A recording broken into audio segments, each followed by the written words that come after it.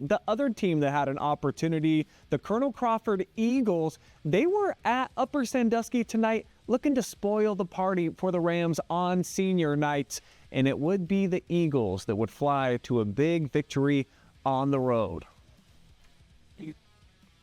Connor McMichael's going to get this thing started as he works it up the middle, and he will cut loose for a 30-yard touchdown run. PAT no good, but he's swimming in the end zone. It is 6-zip Eagles. Later in the first, Upper Sandusky fighting back. Here's Keegan Dunn. He'll find Josh Howman in the end zone, and the Rams would take the lead 7-6 after they kicked the extra point. Still first quarter. Crawford quarterback Braden Holt extending the play with his legs here. He's looking. Is anybody going to get open? Oh, yeah. How about the biggest target on the field? John DeGray, touchdown. CC goes up 12-7. Very next Crawford possession. Here's Roan through running it. He's going to take off and take it into the end zone for a 42-yard touchdown. And now in quarter number 2 with the score at 39-10. Here's the big play. Parker Weithman outrunning everybody, cuts back against the grain, rips through a would-be tackler, 76 yards, and the Eagles would roll on this night, bouncing back 46-24.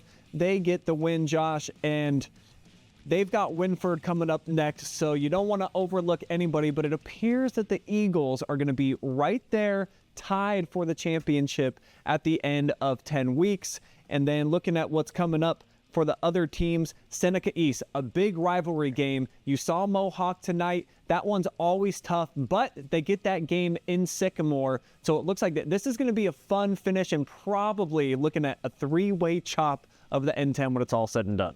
And how about the fact that we talked about Carey at the beginning of the year, starting the season 0-3, winning 5 out of their last 6 to force that tie. Mohawk loses a close one to Crawford. They don't let it stop them. They win now 6 in a row. And then the bounce back from Crawford tonight to put up almost a 50 spot against Upper Sandusky after they only scored 14 points last week against Carey. Yeah, Colonel Crawford, you kind of figured that they were going to be on a mission tonight after a bit of a disappointing loss, I would say, in that Week 8 showdown, even though it was on the road at a very tough environment in Carey.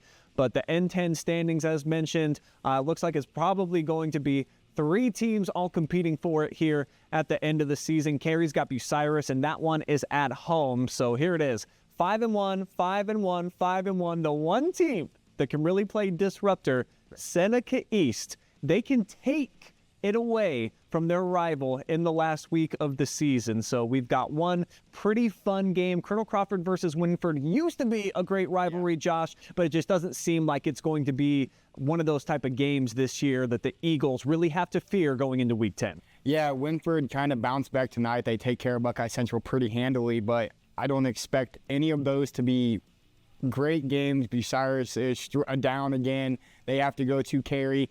But you said it best, Mohawk, Seneca East. We spoke with Andon Klaus. He was our MVP tonight. And that was the comment that Mark told him. You cannot look past the Tigers. They're 6-2 in conference play for a reason. They've got a shot to really shake things up. Because if they knock off Mohawk, Carey wins the N10 outright because they hold the tiebreaker over Colonel Crawford.